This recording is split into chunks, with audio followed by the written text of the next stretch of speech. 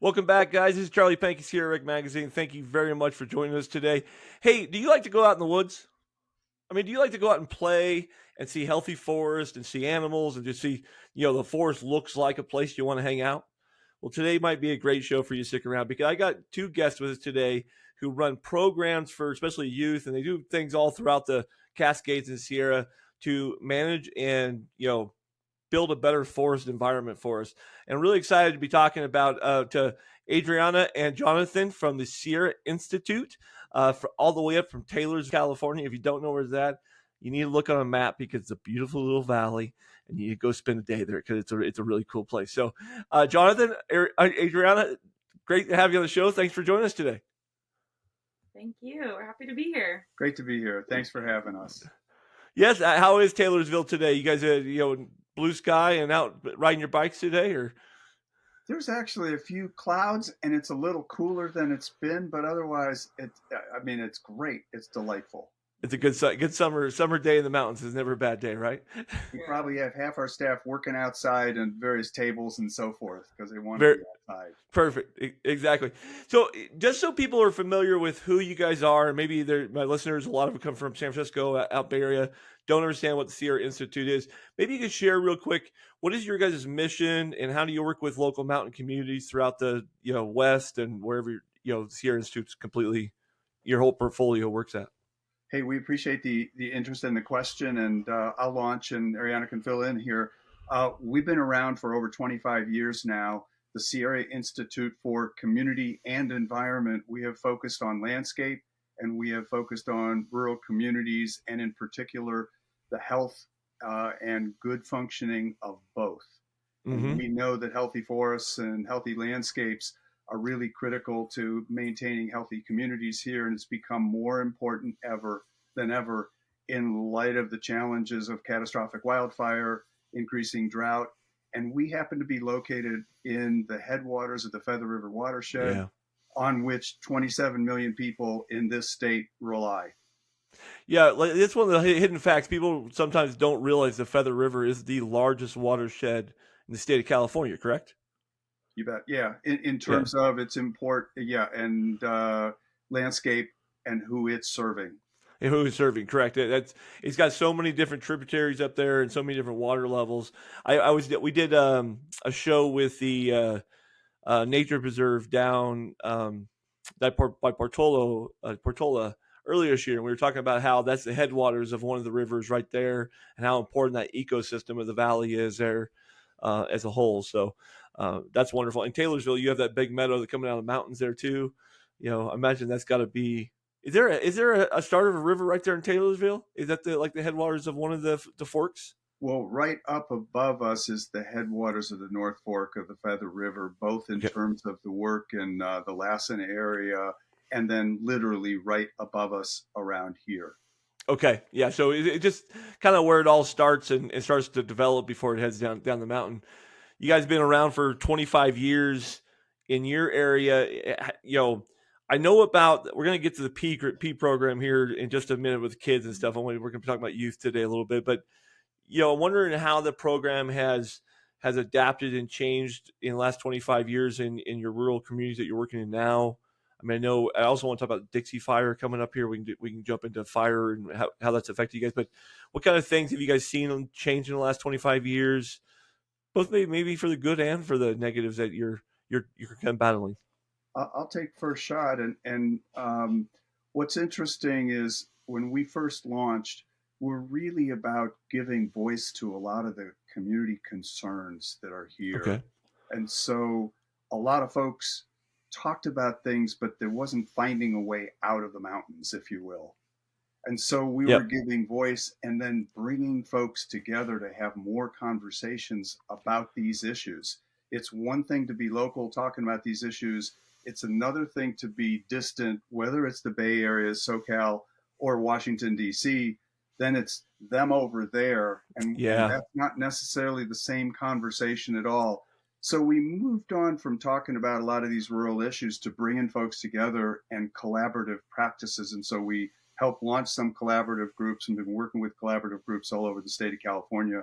But a lot of our work of late really is focused in the Northern California area, Northern Sierra, Southern Cascades. Is there a reason for that particular area that draws interest? Is it just because there's a larger number of small communities that you work with, or is that where the base of our national forest? It's an area where we launched our work, Okay. and it has become so much more important with catastrophic wildfire. Another program that we're a part of, we're working with Chico State and the North State Collective, where we are actually helping convene the 10-county North State area from the Oregon border down to us and a little bit south. So we're Okay. bringing rural communities now for the state. We're one of 13 areas, but it's the largest of the 13 areas in the state of California. Again, still focused on landscape and community issues, water and forests. And forest, right? And then, of course, in your guys' neck of California, tribal land is obviously a big piece. You guys probably work with a lot with the tribal community. I would assume it's the Maidu. Maidu, did I say that right? Maidu for up there? The Mountain Maidu people, and Yeah. they've been close partners of ours for many, many years. Yeah. We actually have a tribal workforce program where we now have MOUs with over 25 tribes working on Wow. training programs and meeting tribal folk where they are and advancing training programs to get them more involved with ancestral homeland restoration and work again in forest and watersheds and bringing cultural knowledge into That's more great. so into what's happening on the land. Oh, that's fantastic. So I was sharing with Jonathan and Adriana before the show started here. I grew up in a small town of Central Oregon, logging community. And every summer, the kids in our school system would all, go to the Forest Service or the logging communities, and we get our summer jobs. And I can't say I worked for the Sierra Institute because I'm much older than 25 years, but I did work for a community kind of similar to them in the Cascade Mountain Range where we had a program. It was 13 teens. We went out and, collected pine cones off trees and did landscaping work in the forest. And we kind of worked hand in hand with some of their projects, burning slash piles, etc. I'm wondering, you guys have a program called the P Crew, I believe, youth program that's kind of got its roots with the Youth Corps of America, if you will. Wondering if you can kind of explain that program, what it means to mountain communities, and how you guys are operating that in Plumas County, especially. Yeah, I can speak to that a little bit. So PCREW, it stands for Plumas Conservation, Restoration, and Education in Watersheds. It brings together a pretty diverse cohort of youth, age 16 to 18, rural and urban. So that's a big part. Is like we recruit from our local regions up here in Northern California, and also Bay Area, Sacramento, even LA, because that's a big part. Is bringing these kids together to connect, camp out under the stars for each session is 5 weeks, and then learning these critical forest restoration, watershed conservation skills that they might not otherwise be exposed to in their school, in their high school experience. So they're working alongside Forest Service specialists, hydrologists, biologists, removing invasive species, learning a lot about the local landscape, but then also how that landscape connects to their water source in the Bay in LA, because that is a big, again, with the Feather River watershed, it's 27 million Californians, but that's 1 in 12 Americans. So it's a huge reach. But these kids don't always know that in their education process. So it's a big emphasis on that workforce development, because again, they're learning oh wait, what are these career paths that I've never heard of or even really know that much about, as well as just sparking the interest in the land. And then a big part is they just get to connect and hang out and spend time together, and there's so much more meaningful connection and conversation that happens when you're just camping out and you're getting dirty and you're kind of crusty. And then on the weekends, you're rock climbing or swimming. So it's a really incredible program that just brings together a lot of different pieces that are so good. I worked at a high school in Portola actually a couple of years ago before I worked here. And I had a student who he was embarking on his summer journey, and he was oh, I'm doing PCREW. I'm oh, what is that? That's so cool. He explains it. I'm amazing. And then, 2 months later, we're all back from our summer break. And he comes back. I swear he's a foot taller. He's all tan. And his confidence was he was a completely different person. Is cross. And so it was just a beautiful, that just always exemplifies to me, some of that lived confidence and change. But then again, just so much really important knowledge about this work that is really beneficial to our land and to the person. So Well, that's cool. So you guys basically spend the kind of maybe the year developing projects for these guys, and they come up, or it's like a 5 week shovel in hand, gloves on hand, whatever the project is, right? And they're going to go out together in nature. Are they seriously like camping on projects? Are they like deep in the trail system? And We have them 24/7, and wow, they are under the stars 24/7, and some of them have never camped before. So a commitment we have to each and every one of them is that, well, one, we pick them up at their high school. uh-huh, Unless they're from Southern California, then they got to get a little closer. yeah, yeah, But yeah. and we've had a few folks from as far away as New York or Washington D.C. and Texas. I'm like, how did Okay, you hear about us? And so they're hearing about the program. We're in our 10th year of running the program, but we bring them together, and then they're exposed to whether it's invasive weed removal, noxious weed abatement, or it's thinning, hand thinning to reduce fire risk, trail maintenance. They've done a handicap trail for a camp. They did a handicap great. trail for Lassen Volcanic National Park. And so a lot of the projects are determined in part with the federal agencies and state agency. Okay, California State Parks has been big in supporting the work. So we try to give them a whole diversity of experiences so they're really getting a sense of both the work, but then they also get to hear the experts and the ologists talk about their work and their pathway to the profession. Because in addition to, we call it P Crew, but it is a pathway to the profession. that's fantastic. I'm just here thinking I'm a volunteer in Desolation Wilderness, where I have been since 2018. And a couple summers ago, we had a crew. I thought of youth. I don't know, maybe they were part of P Crew that were in working on some trails in Desolation Wilderness. And we were hiking in snacks and candies and different things. They were staying on this trail. I'm going to wonder if it was a P Crew. I have no idea. But there was like a whole guys who, hauled in the Skittles and the Gatorade for their work effort. need that sugar, Yeah. That's awesome. So, in Plumas County, like how many kids?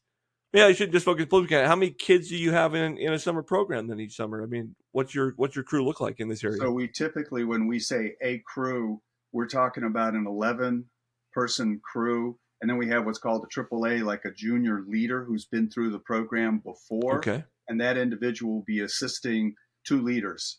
So Great. there's, all told, we have a group of 14, and we will run 4 groups in a summer. So 2 and 2 for these 5-week intensives. That is fantastic. I can imagine.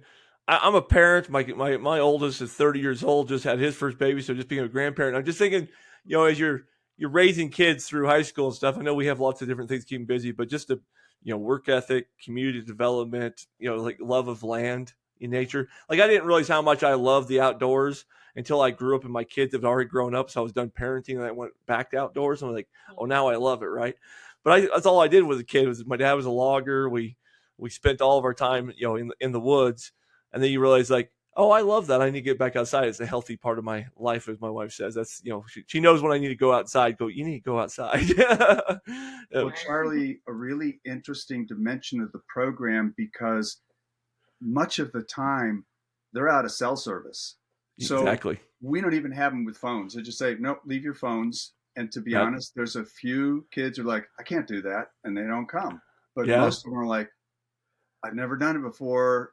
And okay, I'm going to try it out. In fact, I was talking with a crew just last night and was saying, you all ready for this? And what do you think? And one person like, yeah, I don't know, but I'm going to see how it works. But that release of the attention and time dedicated to social media and because they said, do we have enough time? I said, you're going to get some time created for you just leaving those behind. And what happens is they focus on each other. They focus on the work. They focus on the outdoors. And yep, the exactly. And so I'm sitting here thinking, you guys said 5 weeks, right? I stress about being in the wilderness for 5 days, thinking, is my battery going to be old enough? Am I going to be able to take enough photos? Because my phone's with me everywhere. I've never even gone out and done 5 weeks without my phone in the woods. I need to maybe work on that. Well, and the kids too, surprisingly, they come back and they're like, that was awesome. Like it registers that it felt good to their mind to not have their phones on them. So it would be terrifying. I was like there when the first session started, and I had to hold the bag. They're giving us the phone. We're launching Yeah. it, and they're like, "Oh my God, what is happening?" And then they're stoked. Like it feels good consciously to be unplugged like that, you know? You know, there's parents right now listening, going, "How do I sign my kid up Yeah. now?" And there's probably a few parents saying, I can't be without contact for 5 Yeah. weeks. Absolutely. So we do have a point at which they can call home, in the middle of it when they come down and we're doing a resupply or that sort of thing. We say, yep, Yeah. you get a brief call, check in, and so forth. No, this is not you're restricted from doing all these things. No. This is just Yeah. part of the program, and they get letters and there's the exchange of information. So it's not like totally out of It's off not the prison grid, in the sentence. middle Yeah. of nowhere for the entire 5 weeks. Yeah. That's true. Very true. Let's stay here. One more question on this, and we'll move on here. But any really fun stories in your past 25 years? You can just, audience always loves a funny story or just a good connection story where you see a kid just like, the change he made or something happened that was a big life moment. Can you think of anything off the top of your head? I'll take first shot at it because one of the things I get to do, and it's a privilege to do it. I've been climbing for years and years and years. So I'm a lead climbing instructor, and I get them out and I look around. 10 years ago, there were a lot of kids that had never done any climbing. And now a lot more have done climbing, but indoors, not so much outdoors. And so we get them out and say, the goal is not necessarily the top. The goal is doing it. The goal is experiencing it. The goal is supporting one another. The goal is making it happen. And it's really a powerful metaphor about overcoming those things that you don't think you can really do. And they're moving and moving and moving. And they get a mind body, really sort of psychological experience that's very, very powerful. So the story is the group that I had out a week and a half ago, and just being able to work with folks and hearing them exchange support and cheer one another on, and to see how that sort of levitates someone up a cliffside, all on ropes, all safe, and that sort of thing. That's great. But overcoming some of the fears and some of what they might have perceived as physical limitations or inability to do it. That's fantastic. I think that would be pretty rewarding just to be part of the witness happen with kids, right? Did you have one too, Adriana, you wanted to share? Or something that just comes to mind immediately is I've talked to a handful of parents earlier in the summer about their kids that have done PQ in the past, and the resounding thread is these parents are like, they're changed human. Like this kid comes home again, like I spoke to a little earlier, like confident, excited. They're like, we have a lot of feedback from the kids themselves too that end up going into forestry or biology, or even if not, like there's still this newfound connection to land. They want to go backpacking, and the parents can like really see to it, like it's different. And these kids learn to live together, cook together, and of course it's like not like clean your room, there's always going to be that habitation challenge, but the parents are like, oh yeah, they're more aware of themselves, like in home, in the surroundings, like because suddenly they're a part of like an ecology of a little group camping and living together. If someone didn't do their dishes and a bear comes, then the whole camp suffers, and so there's just a lot more of that awareness, and the parents I love that. So the bears do come, and you do have to learn how to poop in the woods, right? Very cool. Well, hey, let's leave P Crew there for a moment. I want to. This is going to kind of become Plumas County focused for a moment here, folks. But you guys, a few years back, had the Dixie Fire come through, and Dixie Fire, ravaged so much of the forest lands and the canyons and all. We know in the last Volcanic National Park. I'm wondering what impact that's had on a program like yourself. I mean, what kind of impact that leaves on your ability to serve, but also did it open up restoration type things that you could teach the kids and became new projects that you could work on? Maybe you can share with the group of how you're working with that or how it's challenging in any way. The groups get out and they see firsthand the impact of wildfire. It's not just the Dixie Fire, but we're also in our valley.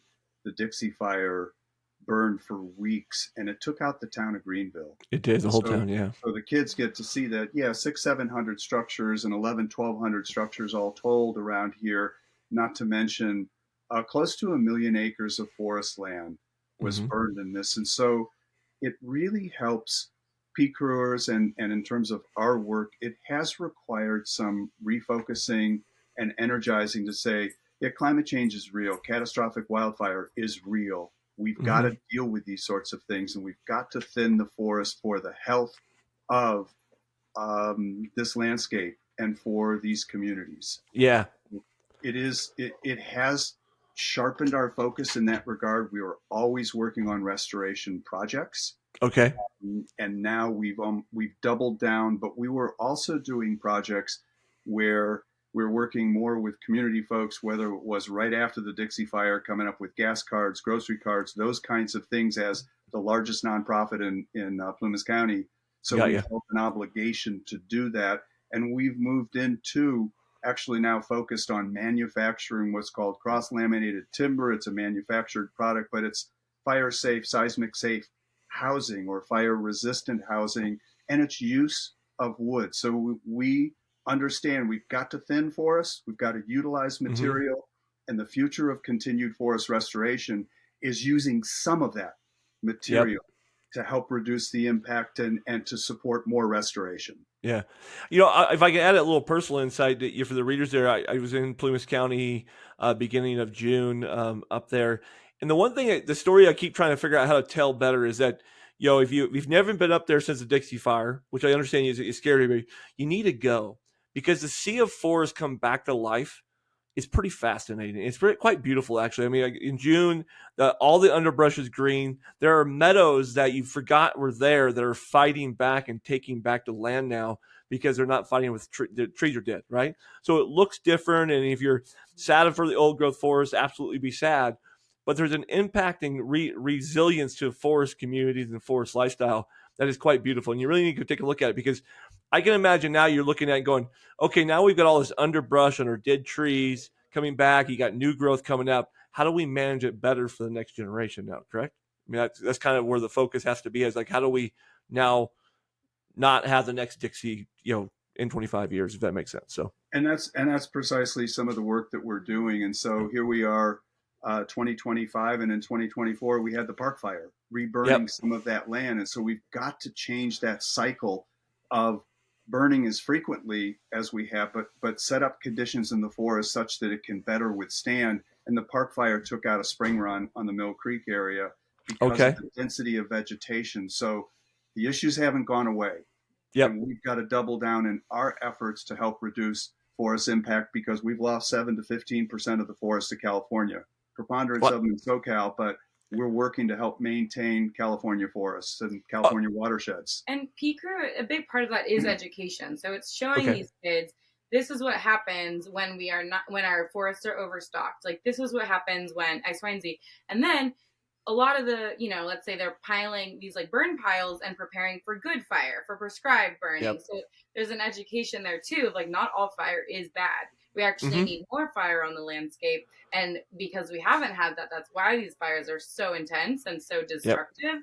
And so these kids also get to see a little more of like, well, what can we do about it? Like, how do we actively manage our land to prevent another Dixie or another, these really, Whatever. Yeah. The next fire, yeah. right? Yeah. Very Mm-hmm. good. Does that go the same with all the homeowners in the areas that you work? Do you work a lot with homeowners in forest communities? I mean, there's landscaping they can do around their house, obviously, and communities can do to prevent fire as well. Do you work in that level with the community?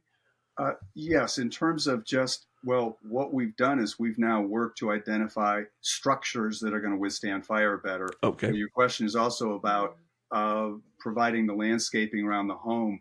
We have a Mhm. project actually here in Taylorsville where we're working on over 100 acres where we've done a bunch of thinning, and we've actually done some burning Mhm. and pile burning and landscape burning to help reduce the intensity and risk to wildfire. And private owners, when they see the Mm. results of that, initially they were like, nah, I don't think so. But now when they Yeah. see the positive results, and having been threatened by the Dixie fire, they're like, bring it on, let's go. Let's do more of We need this, to do right? this. Yeah. So there's certainly way more interest. And when you face a fire like Dixie or some of the others that we've had up here, it's more important. You realize it's more important than ever. Okay, that makes sense. Knowing a little bit about your guys' program and just some of the programs that you guys have worked on, I'm wondering how difficult it is to work in such a large geographic area, you got state agencies and tribal agencies, all these different voices to link, environmental impacts, economic impacts, social impacts, watershed, health, with salmon runs, wildlife coming back. There's all these little factors that people talk about. How hard is it to be boots on the ground and kind of manage all those voices? I mean, or are you guys maybe a central hub where people go, we can lean on their expertise and you guys can be the voice of reason, if you will? That's a complicated question. I understand. Well, I would just say, welcome to the Sierra Institute in terms of what we have been working on. And so when we talk about bringing people together, a great example is the Lake Almanor area. It's a reservoir. We started a project there 20 years ago, bringing some folks together. And that project is now focused on a 1 million acre landscape. And we have tribal folk involved talking about cultural practices, cultural protection that's needed, and cultural fire. We have diverse groups, environmental folks in industry, but a whole lot more in terms of talking about what we need to do, how we might get to do it better and more extensively. And the challenge is still always funding, getting the support we need to do this work, because we have work, to answer your question directly, Charlie, and that is bringing some of the diverse voices together. They don't always agree, but you know what? Folks really want to get stuff done.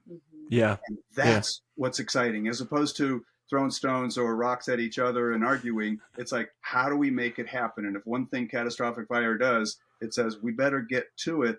And this is part of bringing our urban folks and friends together, because they know us when we send smoke their way. And yet we want to do a whole lot more than that. It's actually one of the reasons we launched PCRU too, so we can have the youth getting together, sharing the stories, urban folk coming up here and seeing firsthand watersheds and the work that's needed. That's great. I know I hear it's here, Rick Magazine. As soon as we learned the Feather River watershed was such a big part, I've tried to include in lots of stories over the last couple of years, because it is a story that we just don't recognize the importance of water, right? And the importance of healthy, clean water systems, and being that important to so many people, it really does take voices sometimes just to point, hey, do you know? Yeah. So it's really kind of fun to be out there. Well, let's take a look at this. I mean, you wouldn't believe we're already coming up in a half hour, and I've got a couple more questions I want to ask. So we're going to go just a few minutes longer if you don't mind. But look at your next 12 to 24 months. Think about our listeners a little bit of how they can want to help. But what kind of programs do you have coming up? What kind of partnerships are you working on? That would be kind of cool to highlight. And then let's go back and let listeners know, how do they get involved? How do they support you? What kind of things can we as a listening group who love the mountains step in and be part? The first thing that comes to mind is Ariana and I are leaving for the Tahoe area tomorrow, where we're bringing together collaboratives, state and federal agencies that we've been working with on and off for years. If folks are interested in getting involved, it's called the SCALE project, the Sierra to California All Lands Enhancement. So we talk about ways collaboratives are working together across the state to address these landscape issues, not just in our backyard, but in their backyard. So it's really collaboration focused, but it's lands focused, and it is the health of the lands and health of communities. I can't not say, one of the challenges with some of the shifts in federal and the challenges with the state budget, we are always looking for support to do the projects that we're involved with. And in fact, that's been a challenge, because we used to have the federal agencies identifying very specific projects, and there's less of that available right now. So we're trying to figure out how we continue this program, which is so important in creating this next generation of stewards. So we're working to keep that program going. And as a nonprofit organization, direct support in that regard is always helpful. And if folks want to volunteer, they should check out our website and see what we're doing. And if they can identify some programs they're more interested in, rather than just say, send us a note. Well, that's always good. Send us a note, but check out what we're doing and see if there's some that directly speak to someone's interest. as a way Yeah. of engaging with us. Yeah. I was going to say too, even just like getting on our newsletter. I know that sounds kind of like cliche, but we do send out some really cool information about current program highlights, what's going on, what's upcoming. And honestly, if you respond to it, it's just me responding and like my colleague, like we're very accessible. So it might feel like it's just going into the abyss of like a big agency. It's really just, I'm on my computer. I love hearing from folks. And if they have questions, if they want current resources or anything like that, because there's a lot of cool stuff happening. And yeah, there's just a lot of different ways to learn about our programs. And I'm going to jump in here real quick to the readers, just make it how simple it can be sometimes. I mean, volunteer is a fantastic way. I had a trail. I send 40% of our subscription revenue to trail crews a year. That's kind of my thing, right? I like to support the trail organization that build trails. I had one guy one time, he says, I didn't send him very much, like $27, right? And he goes, you wouldn't believe that helps me buy one shovel, and a new shovel in the hands of the right person, we can do so much with. And it hit me so hard. It's like, it doesn't take $1 million donation. I mean, of course, those are nice, but it's really every dollar counts because they can use it, and they're so crafty. And these kids. Think about kids. A pair of leather gloves 5 weeks and might be all they really need to make a difference, right? They can do so much with it. So, guys, there's so much more we can talk about. I'm gonna email you afterwards, and we can get some press stuff for you guys, and we can talk about the scale program. I think it's pretty cool.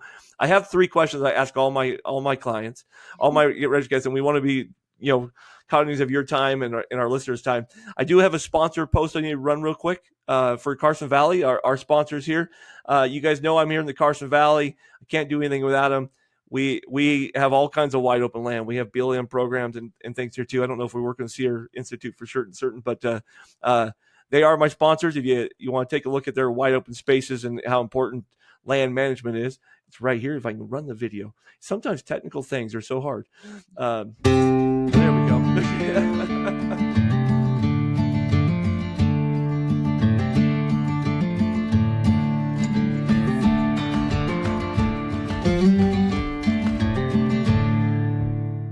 And again, we thank the Carson Valley for being our sponsor for letting us do these programs.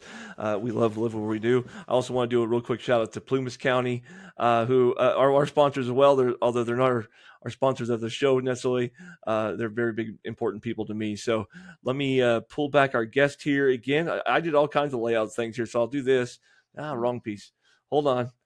Technical difficulties by the owner here, guys. This is all me. And I will knock that off. There we go. Perfect. All right, guys. Let's finish our show this way. This is a fun part of the show. Listeners really love it. So I got 3 questions for you. Okay. First question. Your bag is packed behind you. You get the weekend off to go play anywhere in the Sierra you want to go play. I know that Jonathan's going to go climbing, but where are you going and why? Oh, the first that comes to mind, I love like the White Mountains and Inyo and seeing the bristlecone pines on the east side of Sierra. Very nice. Bristlecone pines are pretty cool. Mm-hmm. That's a really nice area. Yeah. When my bag is packed on a holiday, I probably shouldn't say this. We so love it up here, we don't have to go far. So whether it's Lassen Volcanic National Park into the Plumas or the Lassen National Forest, there's plenty of places. And yeah, Charlie, love to do some climbing. Yeah, absolutely. I happen to agree with you. I happen to love Plumas County, and Disappear in the Woods up there is pretty neat. And now I understand you guys have elk herds down there along with the wolves, so the biodiversity is really improving as well. So that's pretty awesome. All right, second one. I'm a big come off the trail. I just got done with 30 miles in Yosemite. I'm hungry. I go cheeseburger, French fries, milkshake. That's why I'm still my size. What's your go-to after recreation out in the woods? What's your go-to meal that you just crave? Yeah, I'd say a cheeseburger or just a big burrito. Burritos are popular. Yeah. If I'm having a great day outside and I'm whooped, it almost doesn't matter. I'm already satisfied for enough to fill me up. Yeah. Just you could go home and open the grill and everything works, right? Hunger is the best sauce. Yeah. That's very good. If I was in your area, you guys have a pretty good little food truck scene started up in Greenville afterwards. They have little pop-up food trucks along the road. Mm-hmm. Not bad food. They're popping through town, so you can't go wrong there in Greenville. I haven't eaten at the Taylorsville. You guys have a little grizzly something there. Yeah, so I haven't eaten there yet, but the food looks good. Grizzly Bite, great option, pizza, burgers, but also don't forget the Taylorsville General Store, great sandwiches and lots of oldest choices. cash register in America, right? Oh, You've been. Yeah, You know little it. tidbit. You heard it here. Oldest cash register. Is it California or in the United States? I think it's the U.S., but I think it is too. You know what? Folks will have to come in and check it out, and they can make that determination Yep, too. that's it. Great thing to do. Stop at Taylorsville, enjoy the meadows. And final question: we're all gearheads in some fashion, right? So when you go outdoors or you're going to go travel into the mountains, what's the piece of gear you just don't like leaving home without? Like, I'm a map guy. The first thing comes to mind, I just love my truck. I have it built out. I have a bed. It's like everything I need. His name is Joey, and I just, he's Joey's going overroading. Yeah. Overland. That's a nice outfit. Naming your truck. There's no one piece of gear. It's the gear that's going to keep me warm and dry. Warm and dry. And that way I'm ready. You know, there you go. That's how I think of it. It's like, okay, what's the weather? What's on plant? Warm and dry. Overpack if you have to, right? To be warm and dry. A little bit. Yeah, I don't want to carry it any further than I have to, though. I love that. Well, guys, thank you for running programs like the P Crew. That sounds really cool. All the work you're doing. I'm interested in hearing this information on the Scale Project. But folks, if you're out there listening and you're driving today or you're at work, take a look at Sierra Institute online. It's sierrainstitute.org, correct? .us. I'm sorry. .us. Sierra Institute. .us. Yeah. Yep. .us. Take a look at their programs. Look at ways you can get involved. See if they're in your area. Send them a note and support what they're doing. They're really doing great things throughout the West in the mountains. So we want to thank you guys very much for being our guest. And if you are out there driving today, be safe, be kind, be blessed. I hope you see you next week. Charlie, thank you. Pleasure. Thank you so much. Absolutely. Take care.